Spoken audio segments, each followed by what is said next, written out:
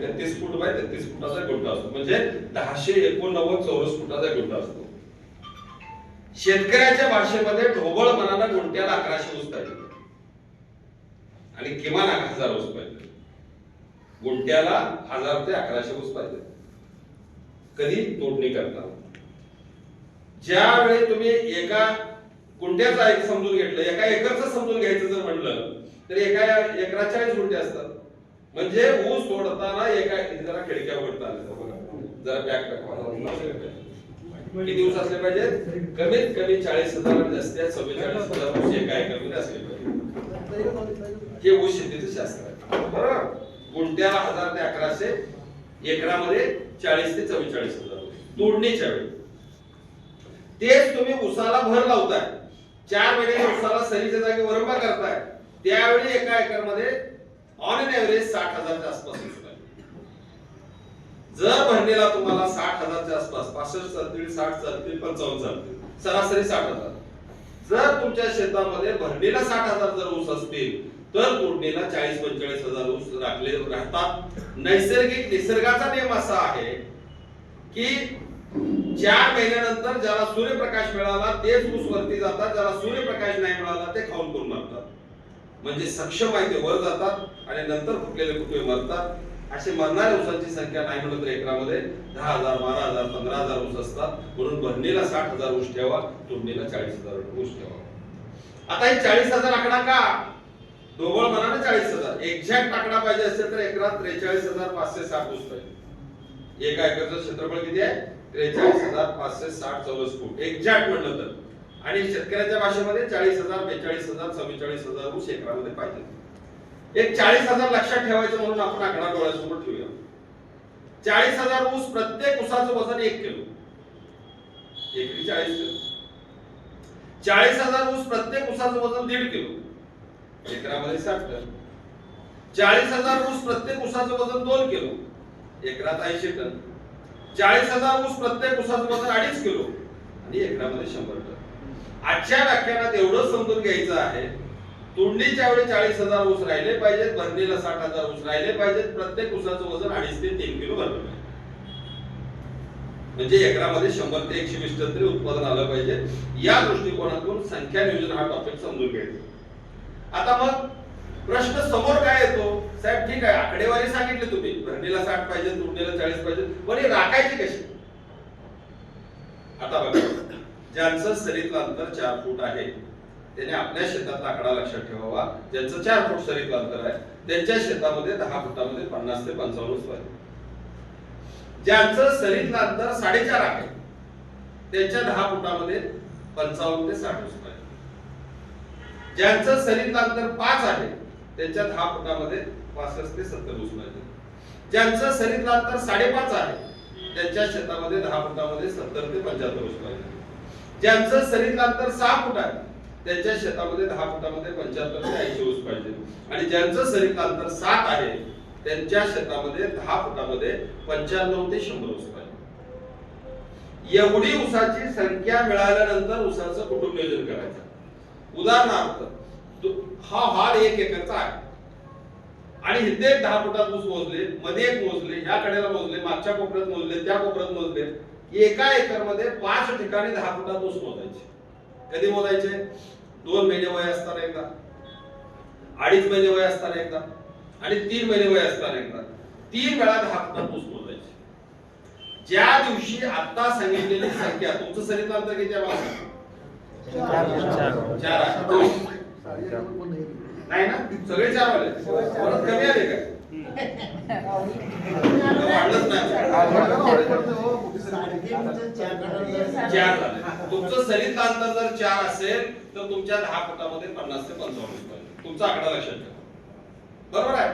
एवढी संख्या 10 फुटात ज्या दिवशी मिळेल त्या दिवशी लक्षात ठेवा. डब्ल्यू अक्षर आहे सरीमध्ये. डब्ल्यू म्हणजे इथं ऊस आहे, इथं ऊस आहे, मधला वरंबा आहे, सरीत ऊस आहे. ज्या दिवशी आता सांगितलेली संख्या मिळेल त्या दिवशी मधल्या वरंब्यावरती, मधल्या भोंड्यावरती कुठले अवजार चालवा, भोंडा मोडून टाका.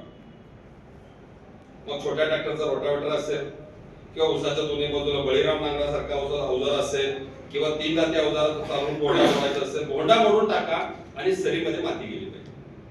मग काय होईल? सरीत माती गेली की फुटवा निघायचा बंद होईल. फुटवा निघायचा बंद झाला की 10 फुटात आपल्याला जर 50 55 किंवा 60 ऊस जर पाहिजे असतील तेवढे जर मिळाले आणि आपण बोंडा मोडला तर आपलं काम निम्म झालं. 1-2 पाणी द्या आणि ज्या दिवशी भर लावायचे मग 3.5 महिन्याचा ऊस असू नाही तर 4 महिन्याचा ऊस, ज्या दिवशी तुम्ही डब्ल्यूचं एम करणार आहे, ज्या दिवशी डब्ल्यूचं एम करणार आहे म्हणजे सरीच्या जागी वरपा करणार आहे, भर लावणार आहे, भर लावत असताना अशी भर लागली पाहिजे आणि ही भर लावत असताना 10 फुटामध्ये परत एकदा ऊस मोजून चेक करायचं. 50 55 किंवा 60 ऊस जर भोंड्याच्या वर राहत असतील ओळखायचं आपलं गणित बरोबर आहे, एकरात 55-60 हजार ऊस आहे. थोडक्यात 10 फुटामध्ये 50 55 किंवा 60 ऊस मिळाल्याशिवाय भर लावायची नाही. जादा होत असेल तर थोडं लवकर भर लावायची, कमी जर संख्या असेल तर थोडी उशिरा भर लावायची. काही कारणाने फुटवाच निघाला नसेल त्याच्यावरचं सेपरेट लेक्चर मी देईन, तो विषय वेगळाच आहे. दरवर्षी आता सारखा यावर्षी भरपूर पाऊस झाला, 8 दिवसाला फुटवेल निघाला नाही, त्याच्यावरती सेपरेट लेक्चर देईन. पण सरासरी 10 फुटामध्ये 50 55 60 ऊस पाहिजे एवढं लक्षात ठेवा, म्हणजे आपल्याला एकरामध्ये 55-60 हजार ऊस राहतात. चला आपण पहिल्या टॉपिक मध्ये शिकलो भरणीला 60 हजार ऊस, तोडणीला 40 हजार ऊस आणि एवढी संख्या मिळण्यासाठी आपल्याला भर कधी लावायचे, कच्ची भर. पहिल्यांदा भोंडा मोडायचा त्याला कच्ची भर म्हणतात आणि सरीच्या जागी वरपा करायचा त्याला पक्की भर म्हणतात. भर लावत असताना 10 फुटातील ऊसाची संख्या मिळाल्याशिवाय भर लावायची नाही आणि एकरी ऊस मोजून ठेवायचे. हा पहिला टॉपिक कळला. दुसरा टॉपिक, आम्हाला 100 टनाच्या वर जर जायचं असेल तर शास्त्र काय सांगतं, महिन्याला कांड्या किती निघतात, 2 2.5 3 2 2.5 3 कांड्या निघतात. मग एकूण महिने गुणिले कांड्या. जर आमचा शेतकरी 40 कांड्याच्या वरचा जर असेल, 40 42 45 कांड्याच्या वरचा जर शेतकरी असेल तो सहज 100 टनाचा. आमचा शेतकरी 34 35 36 कांड्यावरचा जर असेल तर तो शेतकरी 80 टनाच्या पुढचा. आमचा शेतकरी 28 30 32 कांड्याचा असेल तर तो 60 65 टनाच्या पुढचा. आमचा शेतकरी 25 टनाच्या कांड्यावरचा असेल तर तो 45 50 टनाचा आणि 25 पेक्षा कमी कांड्या असतील तर ओळखायचं आपण 40 टनाच्या. मग आता ही कधी कांड्या एवढ्या मिळतात, अडसाळीची लागण जर केलेली असेल, जून जुलै ऑगस्टची लागण केलेली असेल, पुढच्या वर्षी 16 महिन्यानंतर ऊस तुटलेला असेल, 16 महिन्यामध्ये दर महिन्याला 2.5 कांड्याच्या हिशोबानं 40 कांड्याच्या वरचा जर ऊस निर्माण झाला तर तो शेतकरी 100 टनाच्या पुढचा. सप्टेंबर ऑक्टोबर नोव्हेंबरला लागण करून 14 महिन्यात ऊस तुटत असेल आणि 14 महिन्यामध्ये 2.5 कांड्याच्या हिशोबानं 35 कांड्याच्या आसपास ऊस निर्माण झालेला असेल तर तो शेतकरी 80 टनाच्या पुढचा. डिसेंबर जानेवारी फेब्रुवारीत लागण करून आमच्या ऊसाला 28 30 32 कांड्या असतील, 12-13 महिन्यात ऊस तुटत असेल आणि 28 30 32 कांड्या असतील तर आमचा शेतकरी 60 65 टनाच्या वरचा. 7 जूनला मृग नक्षत्र निघाल्यानंतर कधी लागणीला सुरुवात करा. डिसेंबर महिन्यात थंडी जास्त असताना तेवढी लागण करू नका. जून जुलै ऑगस्ट सप्टेंबर ऑक्टोबर नोव्हेंबर डिसेंबर जानेवारी फेब्रुवारी कधी लागण करा. पण 1 महिना उशीर जर झाला तर एकरामध्ये 7 टनाचा 8 टनाचा 10 टनाचा फरक पडतो. हे मात्र विसरू नका. माझं निरीक्षण आहे, मी एवढे वर्ष काम करतोय, बारकावे माझे समजून घेतले. तर तुमची लागण वेळेवर झाली पाहिजे. अडसाळीची करणार असाल तर 7 जून ते 15 जुलै सगळ्यात उत्तम मानली जाते. पूर हंगामाची करणार असाल तर 15 सप्टेंबर ते 15 ऑक्टोबर उत्तम मानली जाते. आणि सुरूची करणार असाल तर आता 15 तारखेनंतर मकर संक्रांती झाली की टेम्परेचर वाढतं, 15 जानेवारी ते 15 फेब्रुवारी तारीख उत्तम मानली जाते. थंडी प्रचंड असेल, यावर्षी थंडी भरपूर होती, थंडी भरपूर असताना लागण करू नका. आणि शास्त्राच्या भाषेत मार्च एप्रिल मे मध्ये लागणी करू नका. आपण पुराच्या भीतीपोटी काही शेतकरी अलीकडच्या काळात 31 मेच्या लागणी करायला लागलेले आहेत. 31 मेच्या जर तुमच्या लागणी झाल्या आणि चालू वर्षासारखा जर पाऊस जर झाला तर तुमच्या ऊसाला नोव्हेंबर डिसेंबर मध्ये 100% तोडायला. म्हणून 31 मेच्या काय लागणी करू नका. 1 जून नंतर कधी करा. आता सांगितलेलं शास्त्र डोळ्यासमोर ठेवून लागणी करा. कधी लावावा आणि कधी तोडावा आणि किती कांड्या असल्या पाहिजे. थोडक्यात दुसरा टॉपिक लक्षात आला, लागणीचे हंगाम. पहिला अडसाळी, दुसरा पूर हंगाम, तिसरा सुरू. हे हंगाम लक्षात आले. तिसरा टॉपिक, लागण करायची म्हणल्यानंतर ऊसाची जात लक्षात आलीच, कुठली लावायची हा विषय समोर येतोच. कोण म्हणतं 86 चांगला, कोण म्हणतं 265 चांगला, कोण म्हणतं 10,001 चांगला, कोण म्हणतं साहेब नवीन आलेला तो चांगला. कोण म्हणतो साहेब कर्नाटकात तुम्ही एखादी व्हरायटी आणली ती चांगली. माझा अनुभव सांगतो मी तुम्हाला, माझ्या मताशी तुम्ही सगळे सहमत असाल. आज घडीला महाराष्ट्रामध्ये को 86-032 या जातीला मागे टाकेल अशी अद्याप जात निघालेली नाही. कदाचित तुम्ही माझ्या मताशी सहमत असाल. आता ही 86-032 चांगली का? पहिला गुण या जातीमध्ये काय चांगला आहे? तुरा येत नाही. चालू वर्षाचा अपवाद सोडून द्या, पाऊस जास्त झाला, तुरा येत नाही, आला तर उशिरा येणार. दुसरा गुण चांगला काय आहे? फुटवा चांगला, म्हणजे एकरामध्ये 40,000 ऊस देणारी जात आहे. तिसरा गुण चांगला काय आहे? रिकव्हरी चांगली आहे, कारखाना लगेच म्हणतो मी नेणारच. चौथा गुण चांगला काय? शेतकऱ्याला वजन चांगलं मिळतं. मी जे काही शेतकऱ्यांची नावं सांगितली ते सगळे 86 वाले आहेत. म्हणजे 60 ton, 80 ton, 100 ton, 125 ton, 150 ton, 158 टनाचा शेतकरी मी बघितलेला. आपल्या मार्गदर्शनाखाली एका शेतकऱ्याने 8 एकरामध्ये सरासरी 158 टन काढलेलं. फॅन बंद करायचं का? करा, मला लागत नाही. मगाशी फक्त खिडक्या उघडा म्हटलं, फॅन सगळे बंद करा, आवाज घुमतोय, सगळे फॅन बंद करा. तर सांगण्याचं तात्पर्य असं आहे की वजनाला चांगला आहे, रिकव्हरीला चांगला आहे, फुटव्याला चांगला आहे, तुरा उशिरा येतोय, 7 जून पासून फेब्रुवारी अखेरपर्यंत कधी लावता येतोय, कारखाना चालू झालेल्या दिवसापासून कारखाना बंद होईपर्यंत कधी तोडता येतोय. क्रिकेटच्या भाषेमध्ये अष्टपैलू खेळाडू, बॉलिंग पण जमली पाहिजे, बॅटिंग पण जमली पाहिजे, फिल्डिंग पण जमली पाहिजे, त्याला अष्टपैलू खेळाडू म्हणतात. तसं उसाच्या जातीमध्ये अष्टपैलू खेळाडू कोण आहे? तर 86-032.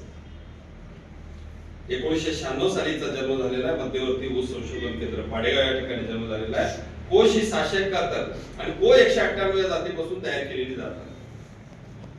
मी भरपूर फिरलो पण अशी जात मला मिळाली. फक्त एकच आहे, त्याला 25% नंतर जादा लागतो. सरीतलं अंतर 4.5 फुटाच्या पुढे लागतं, जे तुमचं नाही आहे. टिपरातलं अंतर 6 इंचाच्या पुढे लागतं. 5 वर्षात एकदा पाडेगाव संशोधन केंद्रावरून मूलभूत बियाणं, ओरिजिनल बियाणं घेण्यात बदल केला पाहिजे. या 4-5 गोष्टी जर पाळल्या तर अशी जात परत मिळणार नाही. पाडेगाव संशोधन केंद्रावर ऑगस्ट, सप्टेंबर, ऑक्टोबर, नोव्हेंबर, डिसेंबर, जानेवारी पर्यंत बियाणं वाटप चालू असतं. 1000 2 माळ्याच्या टिपरीची किंमत 2300 रुपये आहे. वाहतुकीचा खर्च वेगळा आहे. 5-6 जणांनी मिळून किंवा 10 जणांनी मिळून दर 5 वर्षात एकदा बेण्यात बदल करा. बेणे या टॉपिक मध्ये सविस्तर मी बोलणार आहे. 1 नंबर उसाचा 86-032, 2 नंबर 265. वाईट आहे असं मी म्हणत नाही, चांगलीच आहे. पण कुठं? जिथं जमिनीचा पीएच वाढलेला आहे, जिथं नदीकाठची जमीन आहे, जिथं कॅनॉल नजीकची जमीन आहे, जिथं पाणी साठवून राहणारी जमीन आहे, जिथं चिबड जमीन आहे, 8.25, 8.5, 8.25, 9 कडे पीएच गेलेला अशा जमिनीमध्ये 265. निचऱ्याच्या जमिनीमध्ये 86-032. पण 265 मध्ये अलीकडे मर्यादा काय याला लागले? गवताळ भरपूर, प्रचंड तुमच्या भाषेमध्ये तांबेरा, आम्ही त्याला आयस्पॉट म्हणतो, तपकिरी टिपकी म्हणतो, प्रचंड तांबेरा यायला लागलेला आहे शेतकऱ्याच्या भाषेमध्ये. गवताळावर पोवाड प्रचंड आहे आणि मोठ्या उसाला जर तांबेरा आला तर त्याच्यावर मोठ्या उसात फवारणी करायचं अवघड झालेलं आहे. त्यामुळे मर्यादा 265 ला यायला लागलेली आहे. आणि मी जे 265 शास्त्र शिकलो ते असं आहे, जून जुलैला 265 लावू नका. मी शिकलो ते सांगतो, कदाचित तुम्हाला लावा न लावा तुमचा विषय. जून जुलैला ताग त्यांच्या घ्या. त्यानंतर तुम्हाला पावसानं जर साथ दिली, ऑगस्ट असेल, सप्टेंबर असेल, ऑक्टोबर असेल, नोव्हेंबर असेल, डिसेंबर असेल, या दरम्यान 265 लावा. आणि पुढच्या वर्षी 15 महिने पूर्ण मिळाल्यानंतर, थंडी मिळाल्यानंतर याला तोड द्या. वजनाला पण चांगला, रिकव्हरीला पण चांगला, कारखान्याचं नुकसान नाही, तुमचं नुकसान नाही. मी शिकलेले शास्त्र सांगतो. 265 वाईट नाही. शारीयुक्त जमिनीमध्ये 265 लावा, चांगल्या जमिनीत 86-032 लावा. तिसरी जात मला भयंकर आवडली. त्या जातीचं नाव आहे MS 1001. ही जात कमीत कमी 11 महिन्याने उशिरात उशिरा 12-12.5 महिन्यात तोडणीसाठी एक नंबर. 1001 265 पासून तयार केलेली जातात. हिरव्या रंगाचा ऊस असतो, वाढ हिरवं असतं, शारीरिक जमिनीत पण चांगला येतो, लागणीपेक्षा फुडवं चांगलं येतं, वजनाला एक नंबर. एकरामध्ये 60 टन, 65 टन, 70 टन, 75 टनापर्यंत वजन दिलेलं आहे. फक्त एकच आहे, याला लेट तोड चालत. 12.5-13 महिन्याच्या पुढे जाऊन चालत नाही, कारण लगेच लोळायला लागतो, लगेच दशी पडते, मुळ्या पडतात, पांगशा पडतात, तुरा येतो. कारखान्यांना पण माहित झालेलं आहे याला लवकर तोडला पाहिजे. जर तुमचा कारखाना वेळेवर ऊस तोडत असेल, 12 महिन्यात सरासरी ऊस तोडत असेल, जानेवारी फेब्रुवारी मार्च मध्ये लागणी करून पुढच्या वर्षी जानेवारी फेब्रुवारी मार्च मध्ये ऊस तोडायचा असेल तर तुम्ही 10,000 लावा. एक लागण 3-4 फुटवे घ्यायला एक नंबर. अलीकडे बरेच शेतकरी आडसाली सोडून दिलेले आहेत. 10,000 एकड वळालेले आहे. साहेब म्हणतात 11-12 महिन्यात जात आहे, जानेवारी फेब्रुवारीत लावतो, 60-65 टन देत आहे, एकदम खुश आहे. पैसे बी 12 महिन्यात मिळतात, 18 महिने कुणी थांबा असे म्हणणारे शेतकरी आता बरेच तयार आहेत. त्यामुळे लेट लागण करणाऱ्याला 10,000 एक उत्तम आहे. आणि नवीन जातीचा उल्लेख करत असतात अलीकडच्या काळात 265 पासून आणि 254 पासून एक तयार केलेली एक जात आहे 13,007. पीडीएन 13,007 पाडेगाव संशोधन केंद्राने नुकतीच शिफारस केलेली आहे. ह्या जातीला फुटवा भरपूर आहे, त्यामुळे सरीतलं अंतर आणि टिपरातलं अंतर किंवा रोपातलं अंतर जास्त आहे. 12 ते 14 महिन्यात तोडायला चांगली आहे, लागणीला चांगली आहे, खोडव्याला चांगली आहे, रिकव्हरीला चांगली आहे, वजनाला चांगली आहे. फक्त फुटवा जास्त असल्यामुळं तुम्हाला 265 सारखी जाडी दिसत नाही. मग आता आपण काय बघतो, आपला एक चष्मा ठरलेला आहे, जाड पण पाहिजे, फुटवा पण भरपूर पाहिजे, तुरा पण आला नाही पाहिजे, वजनाला पण चांगला पाहिजे, कारखान्याला पण वेळेवर न्यायला पाहिजे. अशी जात बाजारामध्ये मग ते 86 म्हणावं लागेल. पण तुम्हाला वेगळा जर विचार करायचा असेल तर 13,007 चा नक्की विचार करा. 15,012 आणि 15,006 ह्या दोन जाती मी बघितल्या, ह्याच्या खालोखाल आहेत. तुम्हाला आवडलं तर नक्की बघा, पण थोड्या क्षेत्रावर लावून बघा, कुठं चांगली येते कुठं नरम येते असा भाग आहे. 15,006 आणि 15,012 मी तीन बघा, आपसात बोलू नका, मी तीन नवीन जाती सांगितल्या, 13,007, 15,012, 15,006 आणि तीन जुन्या जाती सांगितल्या, गोश 832, 265 आणि 10,001. या 6 पैकी कुठली लावायची? तुम्ही काही जणांचे प्लॉट नवीन जातीचे बघा, त्यातल्या त्यात पहिल्या 3 मध्ये कोणती कधी लावायची थोडक्यात तुम्हाला समजलेलं आहे. आणि नवीनचा ट्राय घ्यायचा असेल तर 13,007 चा घ्या. चला, तिसरा टॉपिक लक्षात आला, ऊर्जा. चौथा टॉपिक, ऊसाचं बियाणं कसं असावं. ऊसाचं बियाणं जाड असावं, लांब कांड्याचं असावं आणि त्याचं वय 8 ते 10 महिने असावं. 8 ते 10 महिने वयाचा, जाड लांब कांड्याचा, साखर कमी असणारा, कवळा कच्चा ऊस देण्यासाठी पाहिजे. कारखान्याला जाणारा ऊस देण्यासाठी घ्यायचा नाही, त्यात साखर जास्त असते. कवळ्या ऊसात ग्लुकोज आणि फ्रुक्टोज नावाची साखर असते, कारखान्याला जाणाऱ्या ऊसात सुक्रोज नावाची साखर जास्त असते आणि तो ऊस देण्यासाठी नको आहे. 9 महिन्याचा असला तरी लक्ष द्या, हा ऊस माझ्या हातामध्ये आहे. बुडाकडच्या 2 कांड्या लागलेल्या घेऊ नका, त्यात साखर जास्त आहे. शेंड्याकडच्या 2 कांड्या लागलेल्या घेऊ नका, डोळा तयार झालेला नाही. आकुड कांड्याचा ऊस घेण्यासाठी घेऊ नका, मरकासारखा ऊस घेण्यासाठी घेऊ नका. मुळ्या फुटलेल्या 4-5 कांड्या तेवढ्या बाजूला काढून टाका. उभ्या ऊसाला डोळा फुटला असेल तेवढ्या कांड्या बाजूला काढा. तुरा आलेला असेल तर बेण्यासाठी घेऊ नका, लोळलेला असेल तर बेण्यासाठी घेऊ नका. खोडव्या मधला निडव्या मधला ऊस बेण्यासाठी घेऊ नका. लोकरी मावा पडलेला ऊस बेण्यासाठी घेऊ नका. 4 शब्द. लागणीच्या ऊसामधला 8 ते 10 महिने वयाचा, जाड लांब कांड्याचा, साखर कमी असणारा, कवळा ऊस घेण्यासाठी पाहिजे. आणि घरामध्ये आपल्याला एखाद्या तुकाराम महाराजांचे म्हण जर लिहून ठेवायचे असेल तर ते म्हण नक्की लिहून ठेवा, शुद्ध बीजापोटी फळे रसाळ गोमटी. तुकाराम महाराज काय म्हणतात? शुद्ध बीजापोटी फळे रसाळ गोमटी. बियाणे चांगलं तर उत्पादन चांगलं. आणि सगळ्या शेवटी काय नाही जमलं तर कमीत कमी परमेश्वराने 2 हात दिलेले आहेत. टिपरी तोडायला बसल्यानंतर चांगलं बेलं इकडे काढा, खराब बेलं इकडे काढा. प्रत्येक उसाच्या बुडाकडच्या 2 कांड्या खराब बेल आहे, शेंड्याकडच्या 2 कांड्या खराब बेल आहे, आकुड कांड्याचा आला खराब बेल आहे, मुळ्या फुटलेला आहे ते खराब बेल आहे, मरकासारखा आला खराब बेल आहे. 1 टन खराब बेल इकडे दिसलं पाहिजे आणि 2 टन चांगलं बेल इकडे दिसलं पाहिजे. तो शेतकरी 100 टनाच्या पुढे. पण शक्यतो घाई होते. अलीकडच्या आपण रोपाच्या लागणीकडे आलोय त्या मी विषय बोलणार आहे. पण ज्याने कांडी लागण करायची आहे त्याने बेण्याची निवड केली पाहिजे. आणि स्वतःचा 5वा टॉपिक आता सांगणार आहे, स्वतःचा बेण्याचा प्लॉट असतो. स्वतःचा बेण्याचा प्लॉट कसा निर्माण करावा थोडक्यात सांगणार आहे. 1 गुंठ्यावर बियाणं केलं तर पुढच्या वर्षी